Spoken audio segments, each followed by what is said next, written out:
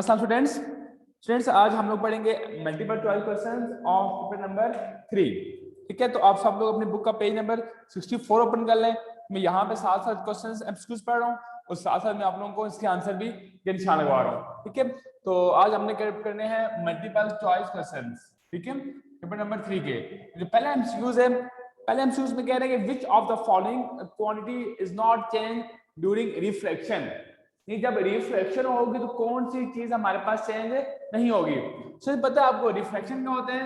जब लाइट रे मूव करे एक मीडियम से दूसरे मीडियम में, तो हमने पढ़ा था कि जब लाइट रे मूव करती है एक मीडियम दूसरे मीडियम में तो ये बेंड करती है। बेंड करती है मतलब इसकी स्पीड भी चेंज होती है हमारे पास, डायरेक्शन भी इसकी चेंज होती है हमारे पास, एंड आल्सो इस वेवलेंथ भी होता है चेंज हमारे पास। तो कौन सी चीज हमारे पास रिमेन सेम रहती है? वो होती है हमारे पास इट्स फ्रीक्वेंसी। पहले हम स्कूल का सी ऑप्शन हमारे पास है फ्रीक्वेंसी। फ्रीक्वेंसी चेंज नहीं होती जब ये मूव करती है एक मीडियम से दूसरे मीडियम में, बाकी तमाम इसकी चेंज होती हैं। सेकंड न्यूमेरिकल आप देखें, आप उसको रीड करें तो सेकंड न्यूमेरिकल में कह रहे हैं कि कन्वर्जिंग मिरर है। कन्वर्जिंग मिरर मतलब कनकेव मिरर हमारे पास है विद रेडियस 20 सेंटीमीटर। देखिए आर हमारे पास क्या दिया है, इसका आर दिया हमारे पास 20 सेंटीमीटर। ठीक है, और फिर कहने creates a real image 30 centimetre from the mirror. Image जो बन रहा है क्यूब वो दिया हुआ 30 सेंटीमीटर। कह रहे हैं where is the object place. आपने क्या मालूम करना है? पी आपने फाइंड करना है। सबसे पहले हम मालूम करेंगे एफ, फोकल लेंथ। आपको पता है बस एफ का होता है हमारे पास r डिवाइडेड बाय 2। ये 20 डिवाइडेड बाय 2 ये हमारे पास आ गया 10 सेंटीमीटर। ये बस क्या आ गया? एफ आ गया। अब हमने मालूम करना है, असल में क्यों मालूम करना है हमने? असल में हमारे पास यहाँ पे जो है वो P क्या होगा, तो फॉर्मूला पता है आपको, 1/f is equal to 1/p plus 1/q। जो होगा ना 1/p हमारे पास आ जाएगा 1/f माइनस 1/q। ठीक है, 1/10 माइनस 1/30। इसका एलसीएम हमारे पास आ जाएगा 300, यहाँ 30 माइनस 10 जो हो जाएगा हमारे पास 20/300। ये 2 कट गया, ये 1/15 1/p, तो p अब कितना आ जाएगा? 15 सेंटीमीटर। तो इसका सी ऑप्शन हमारे पास है। सी ऑप्शन हमारे पास सेकंड चूज क्या है? 15 सेंटीमीटर। तो पहले का भी हमारे पास सी ऑप्शन था फ्रीक्वेंसी, एंड सेकंड का भी हमारे पास क्या ऑप्शन है? सी ऑप्शन हमारे पास है 15 सेंटीमीटर। अभी हम करते हैं थर्ड एमसीक्यूज। ठीक है, इसको मैं रेज कर रहा हूं। थर्ड एमसीक्यू अगर आप लोग रीड करें बुक से, खुद से रीड करें एक दफा, तो कह रहे हैं कि an object is place at centre of curvature. एक ऑब्जेक्ट कहां पड़ा हुआ है? सेंटर ऑफ कर्वेचर के ऊपर। ठीक है, अगर आपके पास ये है ना मिरर, ठीक है, ऑब्जेक्ट कहां पड़ा हुआ है? उसके सेंटर ऑफ कर्वेचर के ऊपर। ठीक है, an object is place at centre of curvature of concave mirror, तो the image form by the mirror is created. देखिए उसका इमेज कहां बनेगा? आपके पास ऑब्जेक्ट कहां पड़ा हुआ है? ऑब्जेक्ट पड़ा हुआ है सेंटर ऑफ कर्वेचर के ऊपर। ठीक है, तो जो होता है ना हमारे पास एफ यहां पे होगा हमारे पास r डिवाइडेड बाय 2। ठीक है, आपको पता है ना कि सेंटर ऑफ कर्वेचर के ऊपर एफ का होता है हमारे पास r डिवाइडेड बाय 2, और जो q दिया हमारे पास p दिया हुआ है, p दिया हमारे पास r। अब इसको हम सॉल्व करें तो हमारे पास क्या हो जाएगा? वो फाइंड हो जाएगा। तो 1/f का होता है हमारे पास 1/p प्लस 1/q। 1/ यहाँ पे दिया हुआ है r/2, जो हो जाएगा 1/r प्लस 1/q। तो ये वहां जाकर मान चुका, ये 2/r minus 1/r equal to 1/q। इसका एलसीएम r आ जाएगा 2 माइनस 1 1/q। तो 1/r आपके पास आ जाएगा 1/q। इसको आप क्रॉस मल्टीप्लाई करना, q आपके पास क्या आ जाएगा? r। अब इमेज कहां बना? At the centre of curvature. इसका बी ऑप्शन हमारे पास है एट सेंटर ऑफ कर्वेचर। अगर ऑब्जेक्ट पड़ा हुआ है सेंटर ऑफ कर्वेचर पे, उसका इमेज भी कहां बनेगा? At the centre of curvature. मैं दोबारा से बता दूं आप लोगों को स्टूडेंट्स, इस एमसीक्यूज का जरा इंपॉर्टेंट एमसीक्यूज आपको मैंने क्लास में करवाया था कि ये आपके पास पेपर में आता है हमारे पास। ठीक है, तो कह रहे हैं कि इसमें कह रहे हैं कि an object is placed at centre of curvature. Object कहां पड़ा हुआ है? सेंटर ऑफ कर्वेचर पे, and you know that the distance from centre of curvature to pole that is known as radius of curvature. ठीक है, object कहां पड़ा हुआ है? r के ऊपर पड़ा हुआ है। और पता है आपके पास फोकल लेंथ क्या होती है, r/2 होती है। अभी हमने जो किया न्यूमेरिकल से मैंने बताया भी आपको कि f क्या होता है हमारे पास r/2। We have to find its image, इसका इमेज मेरे पास कहां पे बनेगा। फॉर्मूला पता है आपको, 1/f क्या होता है 1/p प्लस 1/q। 1/f क्या होता है हमारे पास r/2, तो मैंने उल्टा किया तो 2/r हो गया minus 1/r equals to 1/q। उसको मैंने सॉल्व किया तो मेरे पास क्या आ गया, q इक्वल्स टू r। ये मेरे पास इसका आंसर आ गया। स्टूडेंट्स आप देखें 4 में, अगर आप लोग देखें 4 में कह रहे हैं कि an object is 40 centimetre in front of convex mirror. Object जो दिया हुआ है 40 सेंटीमीटर दिया हुआ है कन्वेक्स मिरर से। ठीक है, मैं यहाँ पे करवाऊंगा सवाल आपको, इसमें डालूं मैं 4 न्यूमेरिकल दिया आपके पास, एक न्यूमेरिकल दिया almost MCQs. And object is 40 centimetre in front of convex mirror. Convex mirror दिया हुआ, जो पी दिया हमारे पास, पी दिया हमारे पास 14 centimetre in front of convex mirror. The image is 5.8 centimetre behind. जो क्यू दिया हुआ है वो दिया हुआ है 5.8 सेंटीमीटर behind, मतलब यहाँ पे क्या आएगा -5.8 होगा। ठीक है, और कह रहे हैं what is the focal length of the mirror. We have to find focal length. पता है आपको 1/f क्या होता है हमारे पास 1/p प्लस 1/q। p दिया हुआ है 14 माइनस 1/5.8। तो इसको हम लोग सॉल्व करेंगे। ठीक है, इसका हम लोग सबसे पहले हम लेंगे एलसीएम।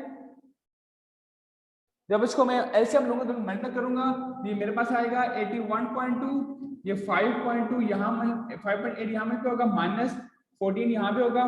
अब जब मैं 5.8 में से माइनस करूंगा 14, ठीक है, यहाँ माइनस कर रहा हूँ एक मिनट, 5.8 माइनस 14 तो मेरे पास आएगा -8.2।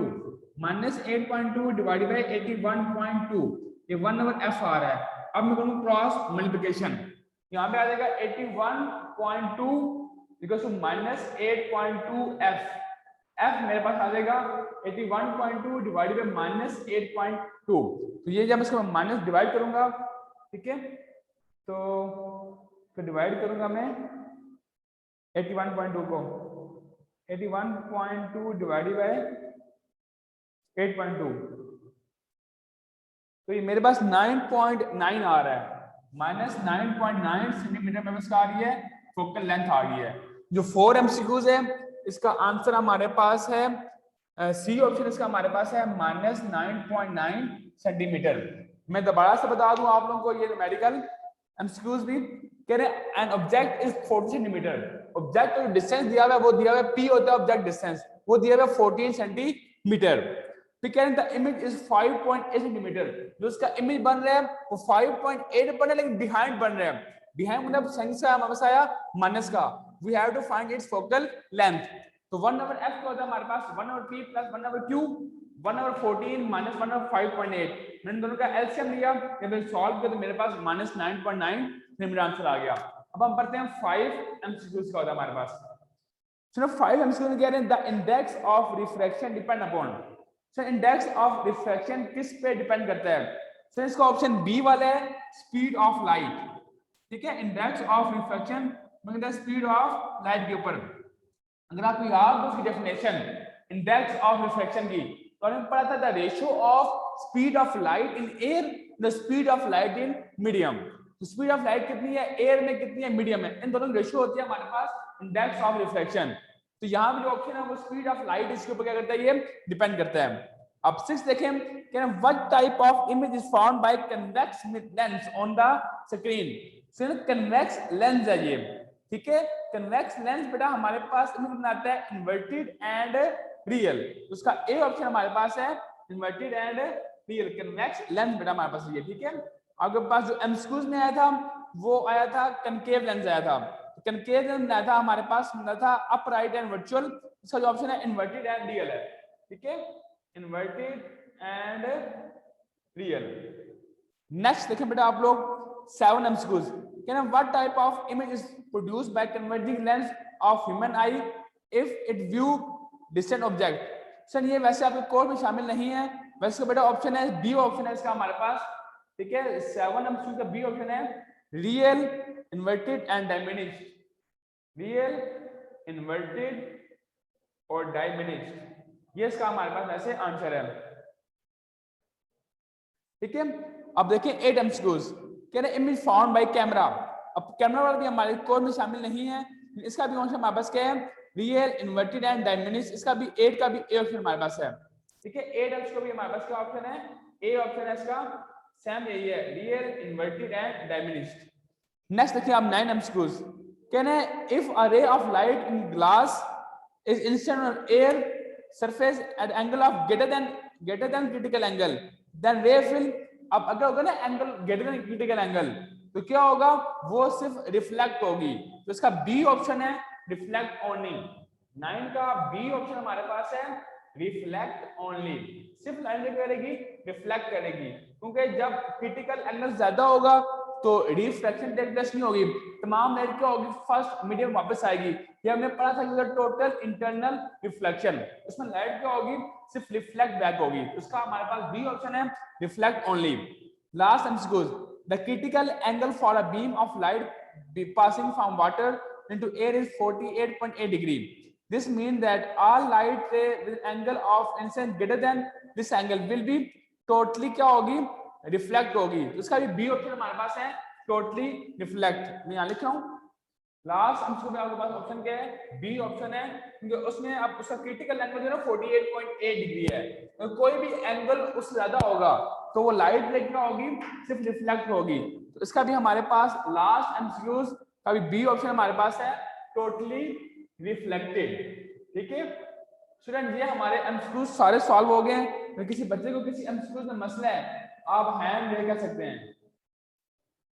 फिर अभी हम लोग रिव्यू क्वेश्चंस करेंगे पेपर नंबर 3 के। ठीक है, आप लोगों को मैंने एमसीक्यूज सारे समझा दिए, करवा भी दिए, आप लोग ऑप्शन के निशान भी लगा दिए। ठीक है, अगर किसी बच्चे को मसला भी है तो बेटा फिर भी वो आप हैंड रेज करके मुझसे पूछ सकते हो। बेटा इस दफा एमसीक्यूज के ज्यादा चांस है पेपर में आने का, तो बेटा आप लोग एमसीक्यूज के ऊपर ज्यादा ध्यान रखें। ठीक है, सो याद करें आप लोग एमसीक्यूज को, जो ना समझ आए बेटा पूछे मुझसे आप लोग। बेटा अभी हम लोग करते हैं रिव्यू क्वेश्चंस। ठीक है,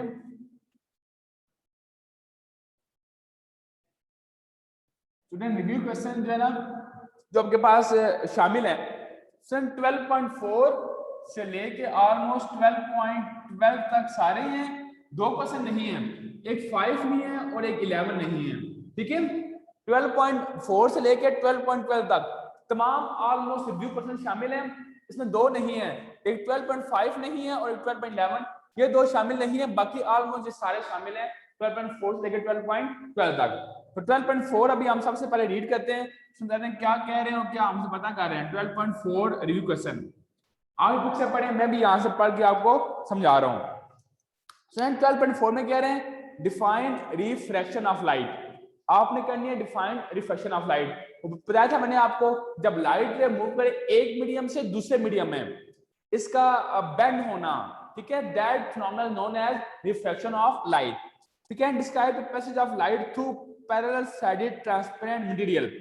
कोई भी ट्रांसपेरेंट मटेरियल है, जैसे बेटा हमने एग्जांपल दी थी आपको, ये एक मटेरियल था हमारे पास, इससे बेटा क्या था, इसके अंदर पानी पड़ा था हमारे पास। हम पता जब लाइट रे मूव करेगी रेयर से डेंसर मीडियम में, ये बेंड करेगी। ठीक है, इस तरह का आपने डायग्राम बनानी है और इस डायग्राम को आपने इसमें एक्सप्लेन करना है कि ये हमारे पास एक मटेरियल है। जब बेटा ये हमारे पास जो रे है ये इंसिडेंट रे है, ठीक है, इंसिडेंट रे है, ये हमारे पास जो थी ये रिफ्रैक्टेड रे थी, और ये हमारे पास कौन सी थी, इमर्जिंग रे थी। यहाँ पे जब लाइट रे मूव करी थी एक मीडियम से दूसरे मीडियम में, इट बेंड्स, इसने बेंड किया, that bending is known as reflection of light. मैंने पढ़ा था जब लाइट रे करेगी रेयर से डेंसर में, इट बेंड टुवर्ड्स नॉर्मल, और जब करेगी डेंसर से रेयर में, it bends away from the normal. तो मैंने आपको पॉइंट लिखवाया हुआ है कॉपी पे, फिर बेटा आप लोग वहां से याद कर लीजिएगा। 12.6 देखें आप लोग, अब 12.6 में क्या कह रहे हैं हम। 12.6 में कह रहे हैं कि what is mean by refractive index of a material. आप बताएं रिफ्रैक्टिव इंडेक्स क्या होता है। मैंने भी बताया आपको कि रेशियो होती है speed of light in air speed of light in medium is equal to a constant that is known as refractive index. सही लिखा हुआ है, how you can determine the refractive index of rectangular glass slab. Friend ये हमारे पास formula भी है, इससे भी और अगर आपने ग्लास स्लैब का बताना है तो वो हमारा फार्मूला होता है n is equal to sine of i divided by sine of angle r। So ये हमारे पास था प्रैक्टिकल। प्रैक्टिकल हम परफॉर्म करते थे तो वहां पे हम लोग मालूम करते थे refractive index of glass slab, लेकिन इस दफा प्रैक्टिकल हमारे कोर्स में शामिल नहीं है तो ये इसका सेकंड क्वेश्चन हमारा स्किप भी है। ठीक है, तो ये क्लास ओपन हुई तो मैं आपको लैब में जाके इसका ये करवा दूंगा। अभी बेटा पढ़ते हैं 12.7 रिव्यू क्वेश्चन। इसमें क्या कह रहे हैं, can state laws of reflection of light. आप बताएं लॉज कौन से हैं रिफ्लेक्शन ऑफ लाइट के। सर दो लॉज हैं बताया आपको, एक तो हमारे पास है incident ray, refracted ray, normal ray, all light same plane. और सेकंड लॉ क्या था, ratio of sine of angle of incidence, ratio of sine of angle of refraction is always a constant that is known as refractive index. हमने कहा था ये दो laws है, ये बेटा आपको आते हैं। 12.8 what is mean by total internal reflection. Total internal reflection क्या होती है। इसने बताया भी था आपको कि जब इंसिडेंस एंगल क्रिटिकल एंगल से क्या होगा, ज्यादा होगा, तो लाइट रिफ्लेक्ट नहीं होगी, तमाम लाइट रिफ्लेक्ट बैक होके फर्स्ट मीडियम में वापस आएगी, that is known as total internal reflection. 12.10 what is critical angle. ये भी आपको पढ़ा हुआ है, एक ऐसा एंगल जो 90 से बेंड हो। 12.11 बेटा कोड में शामिल नहीं है। और 12.12 में क्या कह रहे हैं, 12.12 में कह रहे हैं कि define the following term, principal axis, optical centre, focal length. Sir ये हमने कल जो है तमाम चीजें डिफाइन की थी। तो इसी के साथ हम लोगों का जो है वो तमाम रिव्यू क्वेश्चन भी सॉल्व हो गए और हमने एमसीक्यूज भी सॉल्व कर लिए हैं। सर कल हम लोग इंशाल्लाह इस चैप्टर के न्यूमेरिकल करेंगे, चैप्टर हमारा बाकी खत्म हो गया है। किसी बच्चे का कोई और क्वेश्चन है तो मेरा मुझसे पूछ सकते हैं। Thank you very much, Allah Hafiz.